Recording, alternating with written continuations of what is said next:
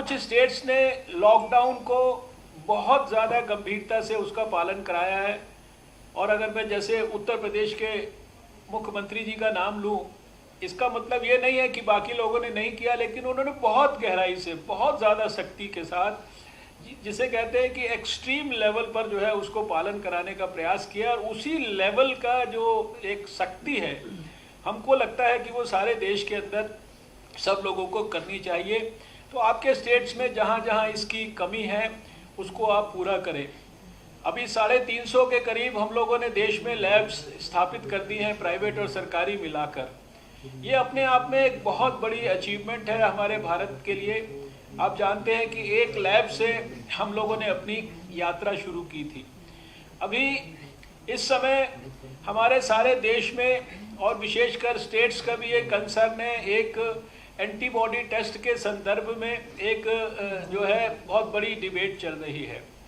मैं इसके बारे में इतना ये ज़रूर कहना चाहता हूँ कि जिस प्रकार से एक ये 3 या 4 महीने इस वायरस की आयु है और इस वायरस के संदर्भ में बहुत सारी नई नई जो रिसर्चेज डेवलपमेंट्स जो है वो होती हैं, तो जब से ये पता लगा है कि इसके खिलाफ भी एंटीबॉडी शरीर में बनती हैं, तो बहुत स्थानों पर उन एंटीबॉडीज़ को डिटेक्ट करने के लिए और उसको हमारे सर्विलेंस को मजबूत करने के लिए, हमारा जो स्ट्रैटेजी है उसको आगे बढ़ाने के लिए, एंटीबॉडी टेस्ट को प्रयोग करने के लिए कई प्रकार की चीज़ें विकसित हुई हैं। कई देशों ने उनको थोड़ा बहुत इस्तेमाल किया है। लेकिन अभी जैसे एक सरकार की जिम्मेदारी होती है कि कोई भी नई चीज़ व्यवस्था में आती है तो वो उसका मैक्सिमम लाभ अपने समाज को देना चाहती है, वही सोच हम लोगों की भी रही है। इसलिए हम लोगों ने भी बहुत सारी किट्स को जो है देश के लोगों के लिए तुरंत उपलब्ध कराया। और फिर जब किट्स को उपलब्ध कराया तो उनके इस्तेमाल के लिए एक स्ट्रैटेजी बनाई और उस स्ट्रैटेजी को आप सबके साथ शेयर किया। आपको सबको कहा कि इनको हॉट स्पॉट्स के अंदर इन किट्स का इस्तेमाल करना है, इन एंटीबॉडी टेस्ट को वहाँ पर इस्तेमाल करना है। और फिर जब इस टेस्ट को करना आप सब लोगों ने शुरू किया तो अलग अलग स्थानों से अलग अलग किस्म के हम लोगों को फीडबैक मिले। किसी स्थान ने हमारे को ये फीडबैक दिया कि इसके अंदर हमें 5% की सफलता मिल रही है, तो दूसरे स्थान पे 71% की भी बात आई, कहीं पर 30% की बात आई। यानी एक प्रकार से एंटीबॉडी टेस्ट या उसकी जो किट है जिसका इस्तेमाल हम कर रहे हैं उसकी कितनी उपयोगिता है, इसके बारे में प्रश्न चिन्ह खड़े हुए। और जैसे ही ये प्रश्न चिन्ह खड़े हुए, हमने तुरंत इस विषय को संज्ञान में लेकर उसको तुरंत देश को रोकने के लिए कहा। और ICMR ने अपनी जो 8-10 लैब्स हैं वहाँ वो एक्सक्लूसिवली पिछले 2-3 दिन से इसके बारे में जो है कंट्रोल्ड जो है टेस्ट कर रहे हैं। आज या कल में वो इसके जो उनके नतीजे हैं उनको जो है संकलित करने के बाद हमारी आगे की क्या रणनीति होनी चाहिए उसके बारे में सारे देश को सूचित करेंगे। क्योंकि अगर तो कोई चीज़ किट की खराबी के कारण है तो निश्चित रूप से मैं आपको विश्वास के साथ कहना चाहता हूं कि चाहे किट चाइना की हो चाहे कहीं की भी हो, वो किट को तुरंत वापस किया जाएगा। हमने अभी इन किट्स के पैसे भी नहीं विदेश में जो है दिए हैं और उसके बदले अगर ये किट्स की उपयोगिता है तो उसके बदले दूसरी किट्स ली जाएंगी।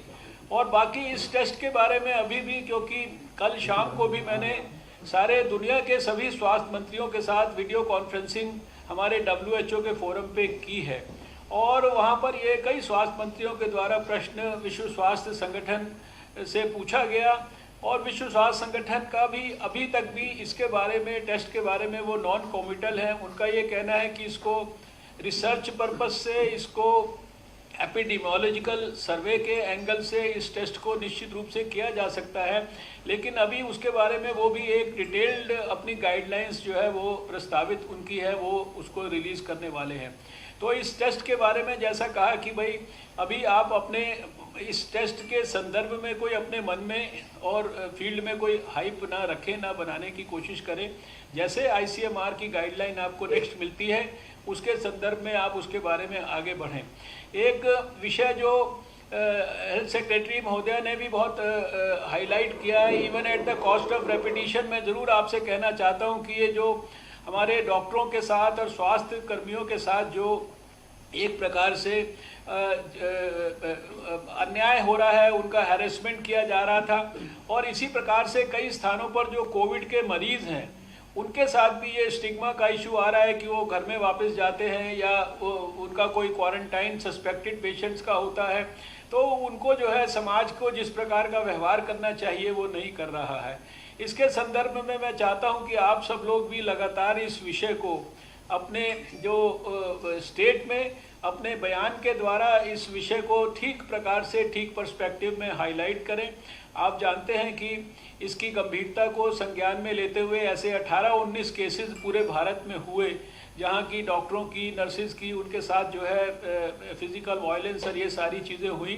तो अभी हमारे कैबिनेट ने जो 1899-97 का जो एपिडेमिक एक्ट है उसके अंदर एक अमेंडमेंट करके इस बात को सुनिश्चित किया है कि किसी भी एपिडेमिक के दौरान अगर किसी हेल्थ प्रोफेशनल के साथ किसी भी प्रकार का हैरेसमेंट, दुर्व्यवहार या वायलेंस की घटना होगी तो उसके शिकायत होने पर 1 महीने के अंदर अंदर SHO लेवल का अधिकारी उसको इन्वेस्टिगेट करेगा और 1 साल के अंदर अंदर 7 साल तक की सज़ा जो है उसके अंदर दी जा सकती है। उसकी उस प्रकार से बहुत सारी डिटेल्स है।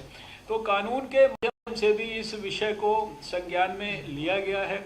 इसको भी आप अपने अपने प्रदेश में इसको जो है निश्चित रूप से सारे डॉक्टरों के बीच में बताएं।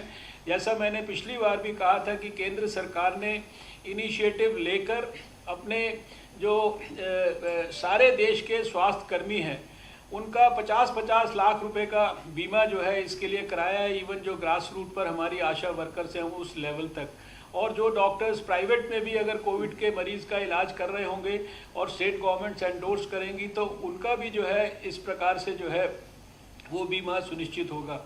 PPEs, N95 मास्क, आने वाले समय में वेंटिलेटर्स, जो नेसेसरी दवाइयाँ हैं उन सब के बारे में हम लोगों ने अपनी स्थितियों को पहले से बहुत ज़्यादा सुधार लिया है। PPE किट जो कि हमारे देश में बनता नहीं था, ये हमारे लिए ब्लेसिंग इन डिस्गाइज हो गया है कि अब इस समय 100 से ज़्यादा मैन्युफैक्चरर्स जो है भारत के अंदर इसके लिए तैयार हो गए हैं। एक दिन में लगभग 1 लाख से ज़्यादा PPE किट्स और 1 लाख से ज़्यादा N95 मास्क अभी हम भारत में बना रहे हैं।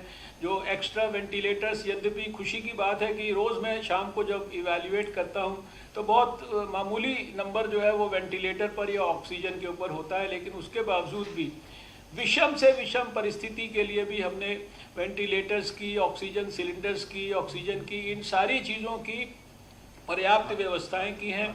आप सबने भी इसमें पूरा सहयोग किया है कि कोविड के केयर सेंटर्स हों, चाहे कोविड के स्पेसिफिक हॉस्पिटल्स हों या माइल्ड केसेस के लिए जो दूसरी व्यवस्थाएं जो अस्पतालों के बाहर हमने करनी है, वो सारी चीज़ों की आपने इतनी अच्छी व्यवस्था करके रखी है कि देश के अंदर हमारे पास 1.5-2 लाख तो एक्सक्लूसिव इस काम के लिए बेड्स हो गए हैं, ICU बेड्स हो गए हैं, रेलवेज इत्यादि भी हमको और दूसरे सरकार के डिपार्टमेंट भी पूरा मदद कर रहे हैं। अभी तो सिर्फ आप सबसे मेरा ये निवेदन है, एक निवेदन और करना चाहता हूं जो पिछली बार भी किया, लेकिन उसके बावजूद भी आप सब देखते हैं कि ट्विटर पर, फेसबुक पे इस तरह के केसेस और इस तरह के मरीजों की शिकायतें आती हैं कि कोविड के प्रकोप के कारण जो हमारे नॉन कोविड पेशेंट्स हैं, जैसे कोई किसी का डायलिसिस होना है, किसी को कोई हार्ट अटैक हो गया है या किसी के कोई दूसरे इस तरह के संदर्भ है जिसमें कि इमरजेंसी में उनका ट्रीटमेंट होना अति आवश्यक है, उन मरीजों को किसी भी प्रकार से हमारे अस्पतालों के अंदर जो है उनको वापस ना भेजा जाए, उनको जो है इग्नोर ना किया जाए। ब्लड ट्रांसफ्यूजन के लिए भी हमने अभी सारे देश के रेड क्रॉस के लोगों के साथ भी मैंने वीडियो कॉन्फ्रेंसिंग की है और रेड क्रॉस ने अश्योर किया है कि जहाँ जहाँ स्टेट्स में हमारे को वॉलंटरी ब्लड डोनर्स को हम घर से गाड़ी भेज के घर से बुलाएंगे और हम जो है अपने ब्लड डोनेशन अपने बैंक में करेंगे या अपना जो एम्बुलेंस है और अपनी जो वैन है उसको उनके घर के पास भेजकर वहीं पर उनका डोनेशन कराएंगे।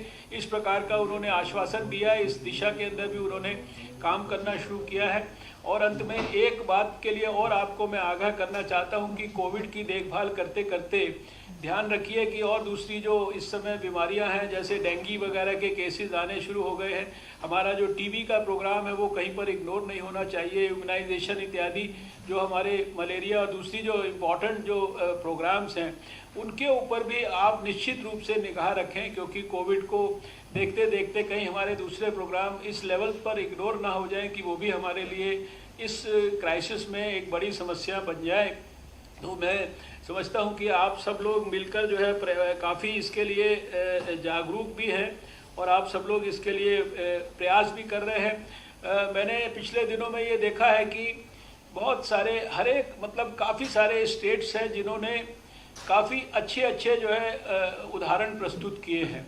शायद हर एक स्टेट के डिटेल्ड उदाहरण यहाँ पर प्रस्तुत करेंगे तो बहुत ज़्यादा टाइम लगेगा, लेकिन उनको भी हम सारे स्टेट्स के साथ शेयर करेंगे और जो दूसरे स्टेट्स की गुड प्रैक्टिसेस हैं उनको हम लोग अगर अपनाने का प्रयास करेंगे तो कुल मिलाकर जॉइंटली हमारी जो है काफ़ी बड़े पैमाने पर जो है एक तरह से अच्छी गुड प्रैक्टिसेस इसके अंदर होंगी। मैं इन्हीं इंट्रोडक्टरी रिमार्क्स के साथ ब्रॉड जो बातें हमारे को अभी लगा कि आज हम आपके साथ ज़रूर शेयर करें। और अभी एक छोटा सा प्रेजेंटेशन भी हम लोगों ने बनाया है जिसमें कुछ थोड़ा सा स्टेट्स के बारे में, कुछ प्रमुख स्टेट्स जो है जहां पर उनके बारे में भी डिटेल्ड जानकारी है। और वो जानकारी सिर्फ इसलिए शेयर कर रहे हैं कि उन स्टेट्स के अलावा जो बाकी स्टेट्स जो है जहां पर मान लीजिए तकलीफ आज ज़्यादा नहीं है, उनको भी बहुत सावधान रहने की ज़रूरत है। उनको ये गलतफहमी नहीं होनी चाहिए कि आज हम अगर फ्री हैं तो कल हम जो है वो एंगेज नहीं हो सकते कोविड के साथ। इसलिए जो दूसरों के जो अनुभव जहाँ ज़्यादा केसेस इत्यादि हो रहे हैं, ज़्यादा हॉटस्पॉट्स हैं, और उनके अनुभव का हम एक तरह से जिसे कहते हैं कि हमारी प्रीएम्प्टिव या प्रोएक्टिव अप्रोच हो, उस बारे में हम पहले से इमेजिन करें कि हमारे यहाँ भी ये हो सकता है, इसलिए हम उसकी भी तैयारी करें। उस नाते ये बनाया गया है। बहुत सारे स्टेट्स ऐसे हैं जिनका जो डबलिंग रेट है वो हमारे नेशनल एवरेज से भी बहुत अच्छा है। वो भी अपने आप में एक हमारे लिए एक हृदय को आनंद देने वाली बात है।